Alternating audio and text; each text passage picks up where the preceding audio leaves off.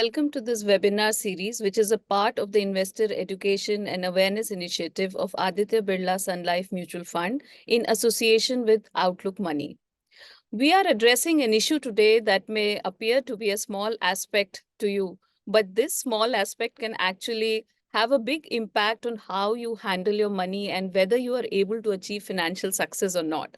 So that is why, ladies and gentlemen, we chose this topic, smart money habits to achieve financial success. I am Nidhi Sinha, editor Outlook Money, and I have with me today three panelists to discuss this crucial topic. First of all, let me introduce all the panelists to you. I would like to welcome Mr. K.S. Rao, who's the head of the Investor Education and Distribution Development of Aditya Birla Life AMC. Mr. Rao has been striving to take financial literacy and investor education to various demographic segments across geographies for years now. We also have with us Mr. Amit Trivedi, co-founder OSAT Knowledge Private Limited. He comes with more than 2 decades of experience in the capital markets and has authored a number of books such as Riding the Roller Coaster and Money-Wise Perspectives for Women. Last but not the least, we have Suresh Sadagopan, also a very experienced SEBI-registered investment advisor and founder of Ladder 7 Financial Advisories. He has also authored a book recently called If God Was Your Financial Planner, which is a big hit, I suppose. Welcome to this webinar series, all of you. So before starting this discussion on smart money habits, I thought I'll, put out and highlight one point that might help our readers kind of cue in, which is that it's never too late to inculcate a good or smart financial habit in your life. So I would say that, keep watching this episode to get the right guidance.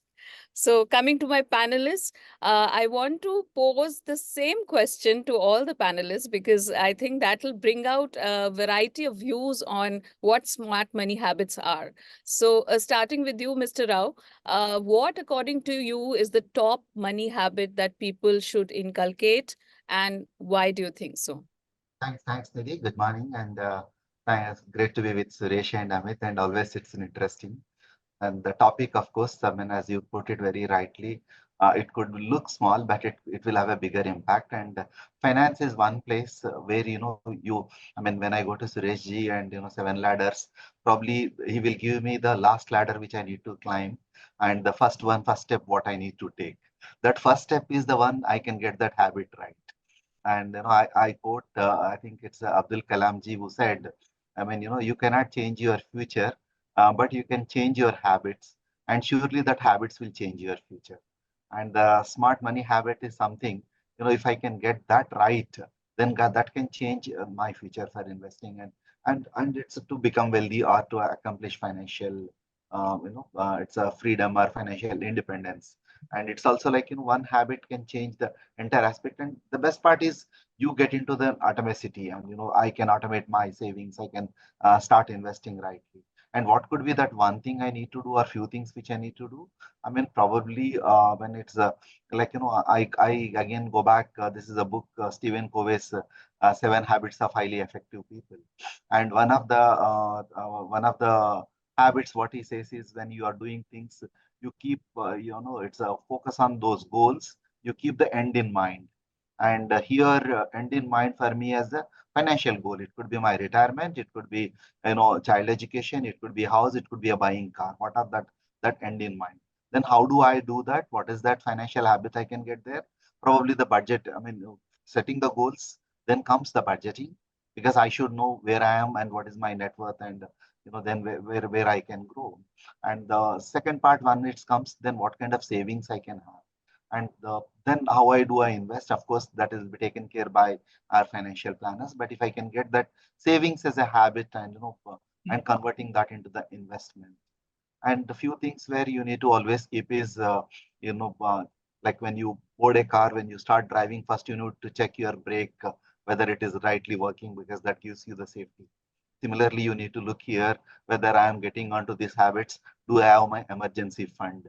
I mean, to put it all investments, we look at BSC. I'll put it as a BSC. You budget, you save, and you have your emergency fund. Okay, budget, save, and have a year of emergency fund at least. Mr. Sadagopan, what do you think is the top money habit people should have? I think Mr. Rao has covered, I think, the entire thing, but there are a couple of things which I would want to put forth for your viewers. See, if we go back to the way our ancestors, our forefathers have been doing, they did not have this fancy term called financial planning. They had pretty limited means. But if Right. you are looking at the money habits and what they used to do, even with a very meager means, they were actually able to raise, I mean, maybe 5 children, 7 children. At that time, it used to be many children, and somehow Hmm. with a very meager means they used to take care of that. So, I mean, I think we need to draw some lessons from our own ancestors. I mean, they have done it, and I think we need to learn a bit about that. So, one of the things I would say is a great money habit is first, when you get an income, you first save a certain percentage. And then after that, you decide to spend. So, when you start your career, when you start your life, the income may be comparatively low. It may be 20, 30, 40, whatever. It can be some small amount like that, but that is no reason to say that I cannot save at this point in time. Saving has to be done at every point. Saving and investment have to be done at every point in time. So what we normally tell, one of the habits which you have to, I mean, get from day one is to start saving a certain percentage. It can be as low as 10% to start with, but it should catch up to say 30% or beyond in a matter of a few years. Because I mean, Hmm. during the initial phases of life, there are lots of aspirations and goals. They may want to do multiple things. So 10% is fine to start with. So that is definitely one habit that people have to have. The second one is, see, I mean, when we start earning, I mean, we always have a lot of dreams. We want to do a lot of things. So we want to improve the kind of lifestyle that we are currently leading. So, I mean, we should keep a tab on that, and that should not really seize us and pull us in various directions. So, what happens in a lot of cases is that people, to achieve a certain lifestyle, which they are seeing others of a similar age and placing what they are doing, so they start borrowing money. And youngsters very typically get into the loan habit very fast, and a lot of people earning quite well, but they are still on various EMIs, which they have spent on some maybe a white good, or maybe on vacation or whatever.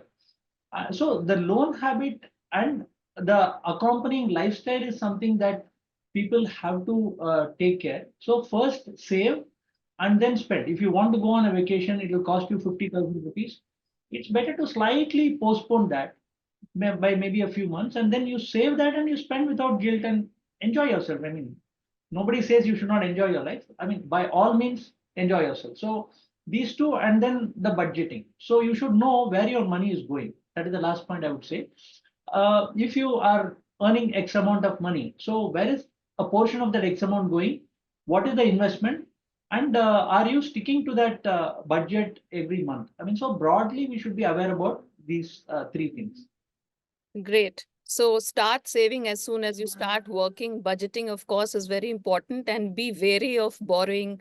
At least assess how much you can borrow, is what I'm taking out from there. So now to you, Mr. Trivedi, what are your top smart money Yeah. habit recommendations to our viewers? So first of all, Nidhi, thank you very much for inviting me here, and thanks, Rao sir. But I would still complain that you've been a little unfair. You allowed Rao sir and Suresh to speak before me, so there's hardly anything for me to speak. No, but I think you give No, the smart examples that you give. So that is why I'm sure you will be able to something valuable to our no, viewers sure. too. So, sure. On a serious note, I think I would say the new firm that we've created, the name itself, the rather the expansion of the name of the firm is talking about habit. It is OSET, one step at a time, and you Hmm. form good habits one step at a time. A lot of people try to do too many things, and I think Suresh made a very valid point that when you start earning, even if you're able to save 10%, or I'm saying even if you're able to save 5% of that, take that first step, turn it into a habit, and then in no time you'll realize that that 5% has turned to 30, or 10% has turned to 30%. It happens because of the habit. Dr. Kalam's quote that Rao sir also mentioned actually means the same thing, that your habits make your future. So all these things matter a lot. But having said that, Suresh made another valid point about loans and investments. And that reminded me of one particular meme that I had seen. Okay, 10 years back, I used to use the word joke. Today, you call it meme. But it's the same Right. thing. So the father was telling his son that, better listen, whenever you see this phrase, small savings, it's a bank. When you see big savings, it's a mall. So the world has turned that way. When you are spending, they highlight that it is small saving. It's a big saving. Now, why am I mentioning this? Because today there are too many tempting offers from various product sellers, and I'm not talking about financial products. I'm talking about the electronic gadgets, vacations, experiences, movies, etc., etc. And for almost everything, a loan is available. So I want to have those things which are, looking fashionable. Some of my friends are creating that peer pressure because they are probably able to afford. I may not be, but the loan makes it affordable. Savings, on the other hand, requires humongous amount of self motivation, and and that's not easy. But still, taking that step is our own responsibility. Differentiate between what kind of habit that we want to form, because once a habit is formed, changing is not impossible, but definitely not easy. Right. So changing a habit is not easy, but it's not impossible. Like I also highlighted it at the beginning of the session, that it's never too late to start trying to start a new financial habit if you don't already have. But one of the things that is coming out from what all three panelists have said is that, having that discipline to kind of start saving early is the first step of the ladder, like Mr. Rao said. So, Mr. Rao, I'll put this question to you itself. That do you think, are there any specific instruments that can help inculcate such discipline? Getting back on this, I personally feel at mutual funds, when we call our SIP, is the way of doing the life. The small savings make a lot of difference. It is leading to that financial success. A little saving can make a lot. I mean, the biggest tool for anyone is first. I mean, I personally feel, I mean, have your own coach. Then that can be the first habit is have your coach. Then coach can guide you better than you guide yourself, because you will become emotional. And sometimes we tend to postpone. I mean, earlier when Amit ji and Suresh ji was talking about the spending ease of money available and taking the loan, then you end up into a mess. And once you end up into a mess, cleaning will take a lot of time. The best way is, have your coach, then start your, I mean, as earlier I said, have your goals. That's, I think, there is one interesting book which I read way back. It was about Earl Nightingale book, which is The Secret of Success. And then he defines success in a very different way. He says success is the progressive realization of worthy ideal. And when I am with my coach, my worthy ideal here is my goal. When I mean, then it's always people will with a goal will always succeed. Otherwise, it's like I'm not using my GPS. I'm just filling my tank and going wherever. Then I end up exhausted and leaving my car and come back by walk. And this is where like the tool is have your goal. Tool is have your financial advisor, and then tool is start investing. I think when I said Stephen Covey, the first habit he talks about is a be proactive. That is where you need to initiate. These are my 5 goals. This is where I am initiating. That's a tool. There may not be ready-made tools available. There are some, but you can always look how you can initiate, and that leads to that financial success. You have those financial goals, and you get into that kind of a stability, and you end up in taking the prudent decisions.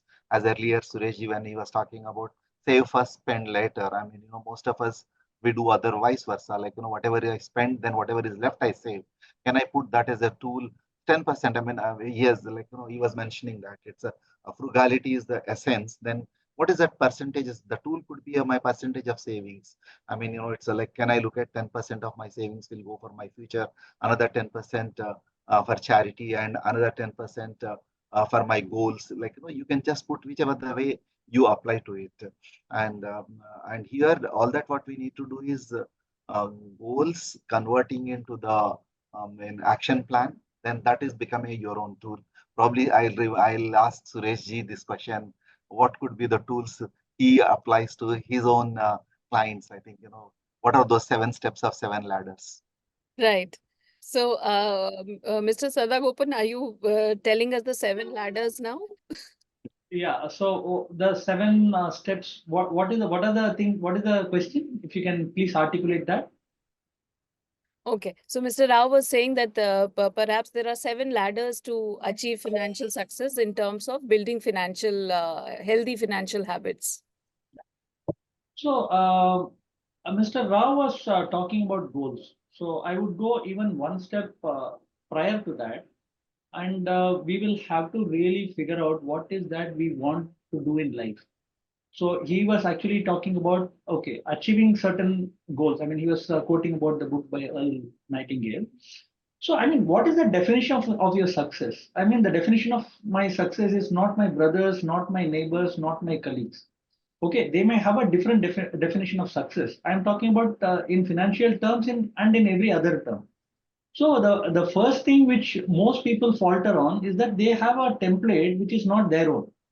They are looking around and they are seeing that, okay, this person has a car, this person has 2 houses.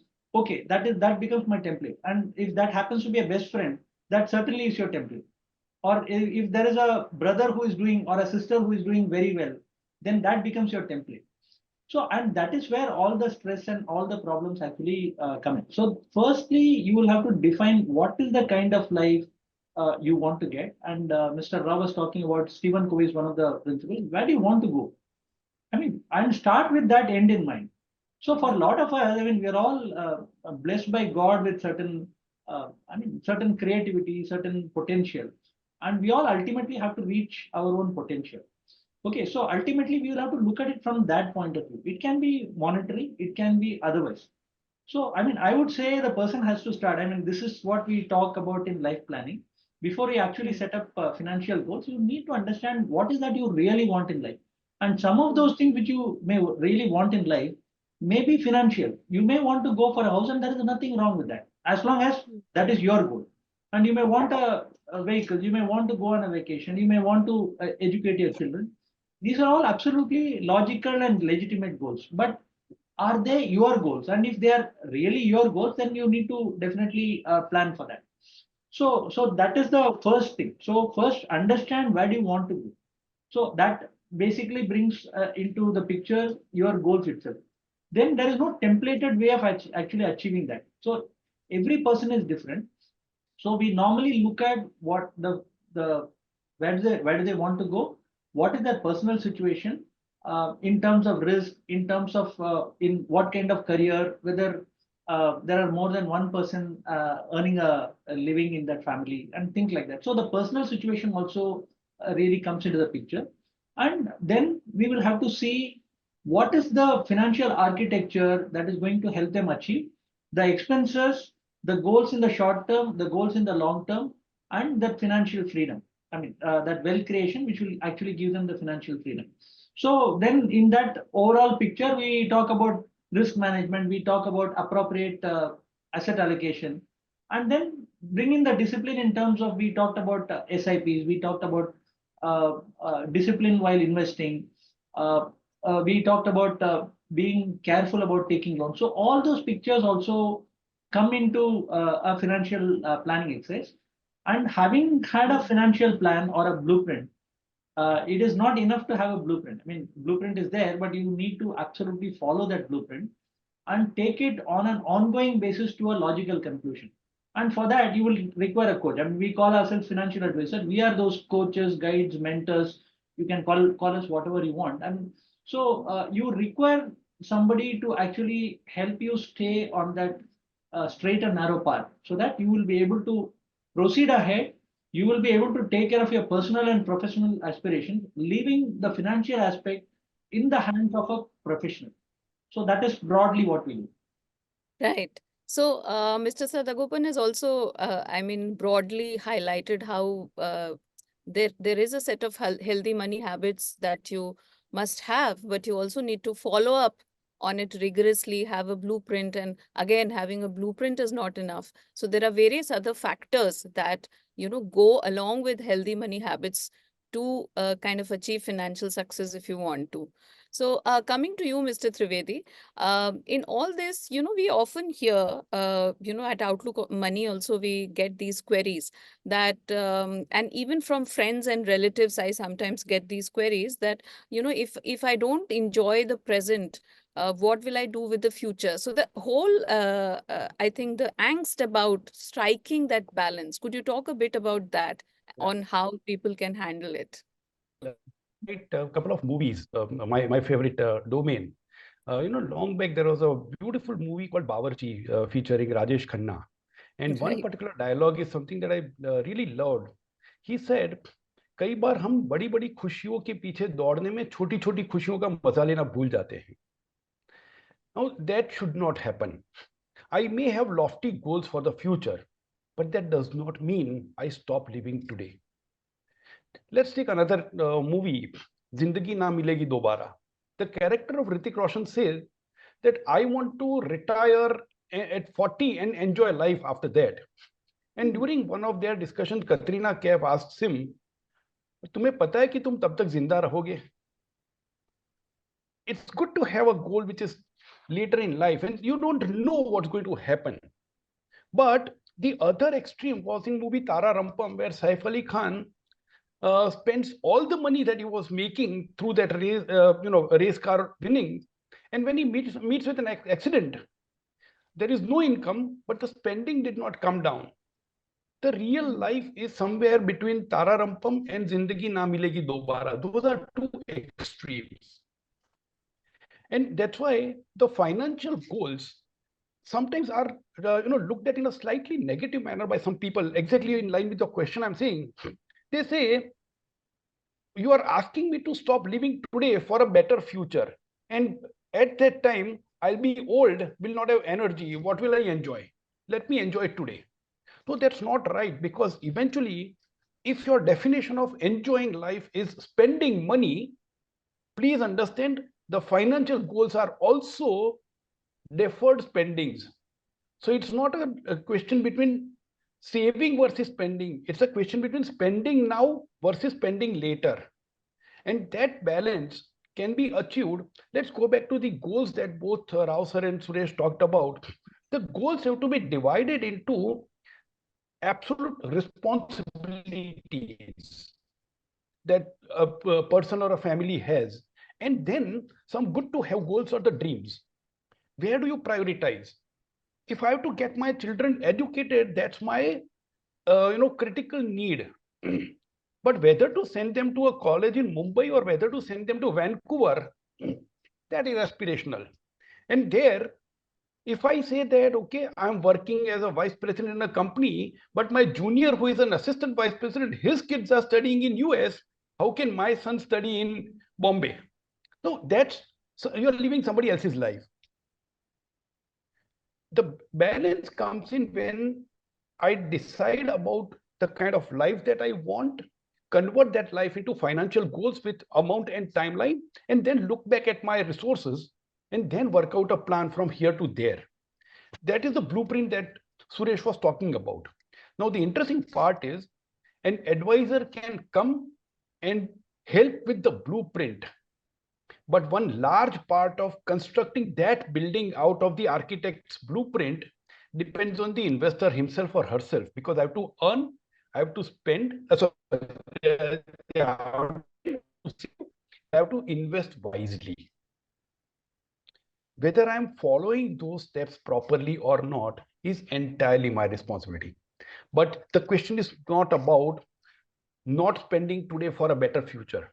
You got to spend money today for a comfortable life, and you to also plan for a comfortable future. That's not a choice. It's just that you got to make some adjustment. blueprint is available, things start working well. You asked one question about whether there are any tools. Some of the leadership programs ask people to draw a vision board. Now, this vision board is nothing about but what kind of future that I'm envisaging for myself. Convert that into financial goals. If I have a financial goals ka board in my house, then whenever I'm taking any major money decision, all that I need to do is look at the financial goals board and check whether this particular decision will take me towards the goals or away from the goals. And that could be a test that one can use at every time one takes a decision. Right. So, Mr. Trivedi has highlighted that how, it doesn't work when you look at others and make your own decisions. And Mr. Sadagopan also made that point earlier that, it is uh, comparing is not something that will take you wherever you need to. So, in a way, maybe it differs from person to person, and this blueprint also needs to be different from one person to another. So, in this scenario, if I say broadly, Mr. Sadagopan, how would you define financial success? So, will it be for a person according to his or her ideas, or what is it? If you could explain. Yeah, so financial success is absolutely an individual pursuit. And it is not one person's pursuit, it is the pursuit of the overall family. And if you really want to achieve financial success for the family, I think you will have to have that basic dialogue in the family to actually set down as to what financial success means for the individuals in the family and for the family itself. Like, for example, if the aspiration of the children is to go, like he said, to Vancouver or US or something like that. But I mean, there are other financial goals that the couple have, and Vancouver or US is not really a priority from there. There is a dissonance there to start with itself. So the first thing is, I mean, within the family, there has to be a kind of a consent or agreement as to what these broad financial goals are. So one is understanding the financial goals, and see, in some cases, yeah, all may be in agreement that, yeah, the children have to go abroad, but I mean, you will also have to be sensible about whether it is really feasible or not. See, it is not really feasible for everybody to send their children abroad, especially funding most of the requirements for education abroad. I mean, it all runs in crores. And it is not that people who go abroad are successful and people who are in India studying in Indian colleges are not successful. Career is completely different from education. So, financial success is something personal. Financial goals and everything has to be defined by that particular person. In fact, we have a lot of discussion with the family members to understand where they want to go, and is there a consent among the family members as to the direction of where they want to go. And then once there is a consent, we need to find out, okay, is it going to be possible in the time frame that they are talking about? And if it is possible, and I mean, when we are looking at it from the risk point of view, uh, nearness of the goals point of view, and think like that, and the wealth building perspective, then we can put the plan in place. So we will have to assess the financial situation individually of the family and then actually do that. So financial success, the question which you asked, is absolutely, it can be absolutely different for different people, and it may not follow any particular template. And a person can be successful earning much one tenth of another person. I mean, that's a purely personal aspiration. So that's fine. Yes, Mr. Trivedi, you want to add something? Yeah, so I just want to add what Suresh did not say, but what he does. The discussion with the family that he was referring to. And one of the major points that he highlights within that is whatever decision that eventually you take, what are the consequences of that decision? And a lot of times, the moment those consequences are understood by that family or the members of the family, then often the definition of success itself changes for them. They decide that, okay, this is not for us because this is far more important. I mean, and that's one point I thought he does, but did not bring out in this discussion. So that's what I wanted to add. Shall I take it from here? Yes, I with the yes, please. Yes, very please. interesting, Nidhi. I mean, sometime back, we used to do this program for the women and inviting the women for the programs for the finance, and we started a big way in Kerala. And somewhere we are looking at dwindling attendance. Then we said Mm, women alone would never would like to come. Then better invite with them with the families, and we converted that entire theme into family financial conversations. And mm, incidentally, we started that is on it's I think it's the May 15th International Families Family Family Day, day. Family Day. And in that, then we have created one theme. There were quite a good number of people who were who have their marriage is settled, fiancé, both of them have come kind. Then we said, why should not you have this kind of a financial dating? mm, And then have that conversations, and this is where the true habits which have started. And there we took a clue. I mean, again, we took a clue from 7 habits of highly successful people. I mean, of the Stephen Covey.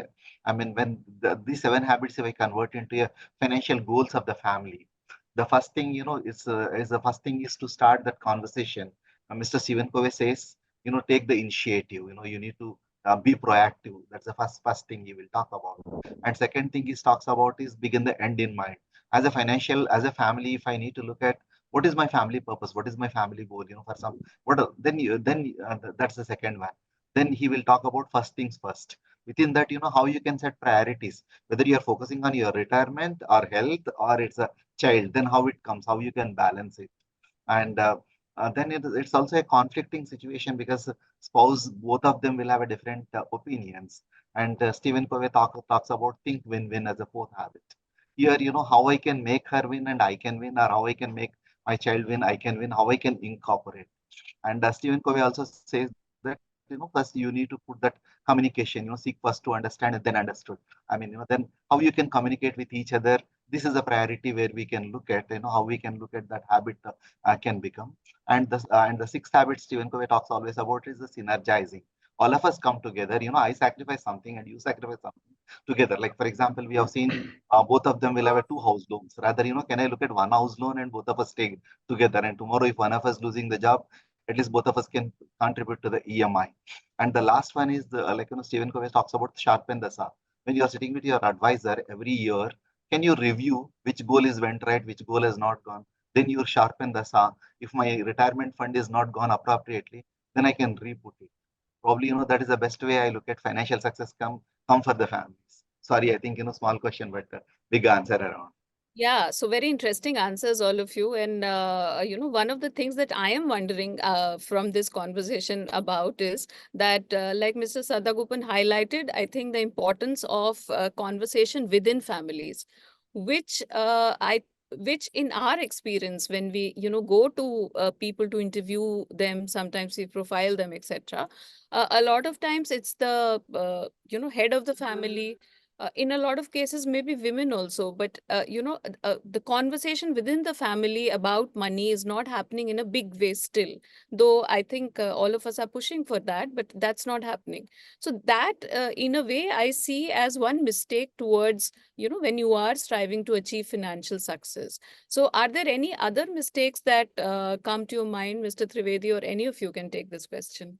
So one of the mistakes that people do is they assume a lot of things. Uh, and the assumption typically is, rather one of the common assumptions that I've seen is that the men understand better than women. It's a myth. The second is a parent understands more than the child. And to me, these kind of assumptions are a big problem, because then what we tend to do is, anyway, you won't understand, let me decide. Then this conversation doesn't happen. The the price is willing to pay. And then sometimes it's not that the men take all the selfish decisions at the cost of the others. Sometimes it's the other way around also. The men may be paying the cost to make the life better for the family members. But if the family doesn't know that I have sacrificed my goals for their well-being, there is no point. Bring those discussions, and my understanding is children understand a lot. So in my family, and I think one of the earlier shows you've discussed this, Yeah. when my daughter was 12 years, I showed my net worth statement to her. She knew every single detail of my bank accounts, my investments, my insurance policies. Now, I didn't even bother if she understood or not. She actually told me, Papa, why are you showing this to me? Aap kar rahe ho na? I don't understand any of these things. I said, you won't utter a word. Even if you don't understand, you've got to listen to this part. Today, of course, I can't tell her, don't utter a word because she tells me that, but that's a different thing. But you got to engage in that conversation, and that's one big mistake. And what it leads to, the consequences could be very, very severe in a few cases. And Suresh might have come across a little more number of such cases, that when the man of the house was hospitalized in a coma and the family had no idea about where the health insurance policy was and whether there was one or not, then who was it taken for? What was that policy taken for? If it is of no use when it is required. Exactly same way investments are made, the family is not aware of the investments, and on death they run from pillar to post to sort the matter out. Now, this is where that openness, that transparency, and incidentally, Rao sir also talked about the International Day of the Families. I think that is another habit, that money should become a regular conversation within the family.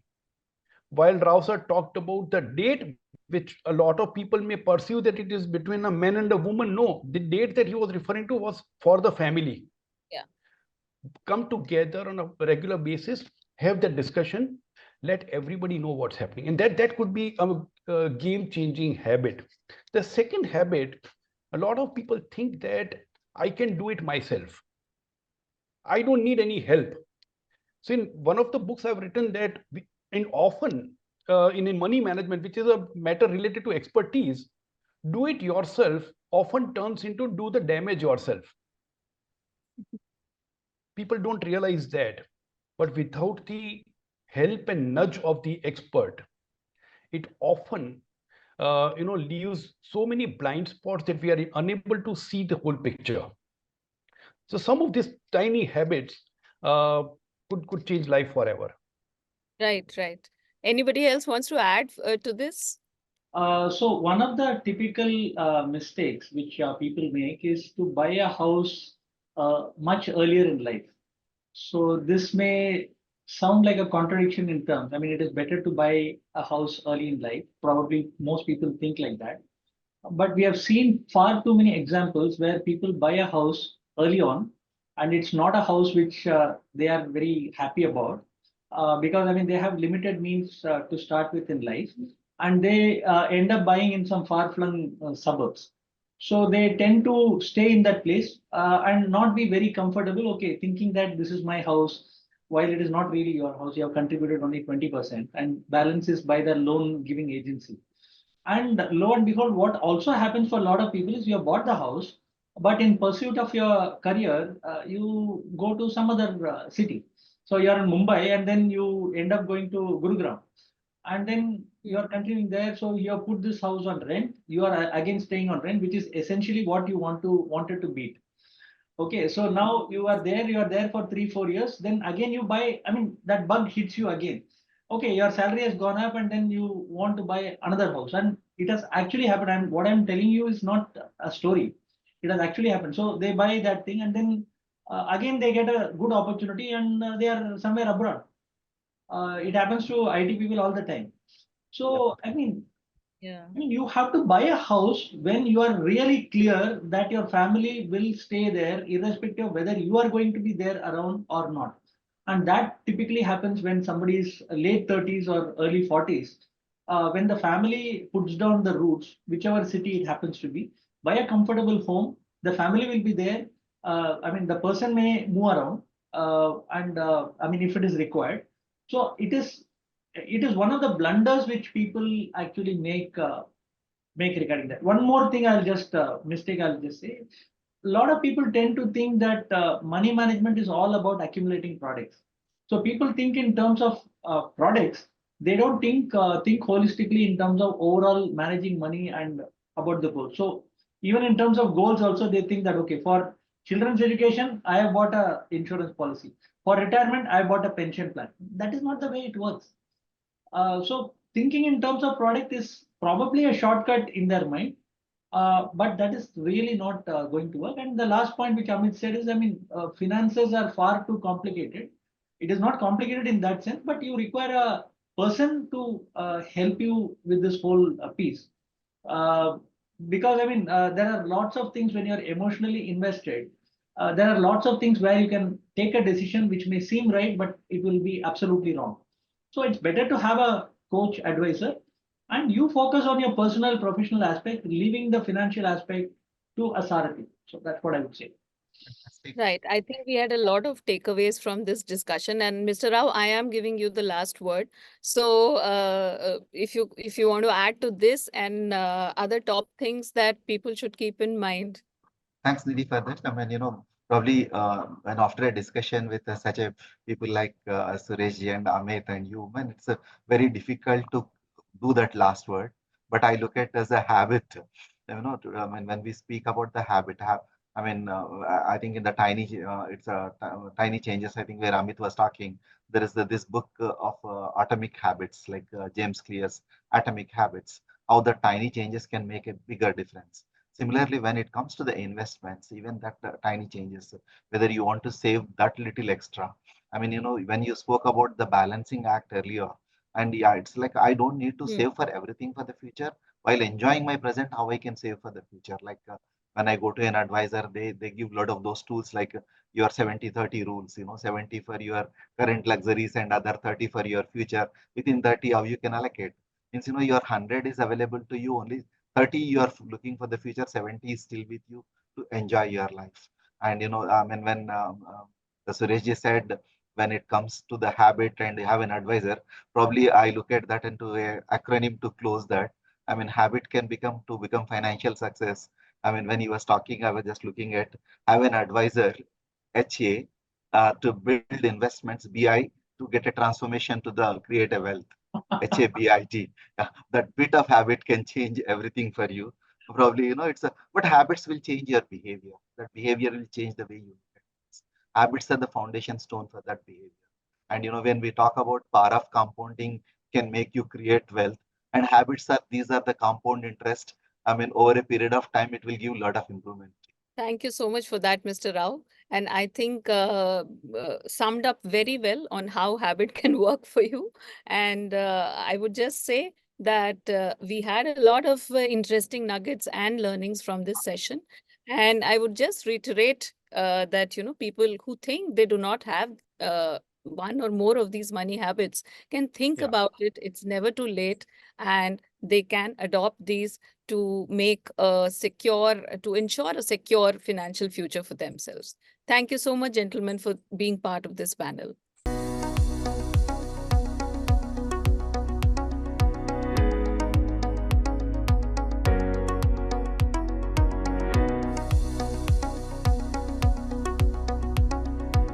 Mutual fund investments are subject to market risks. Read all scheme-related documents carefully.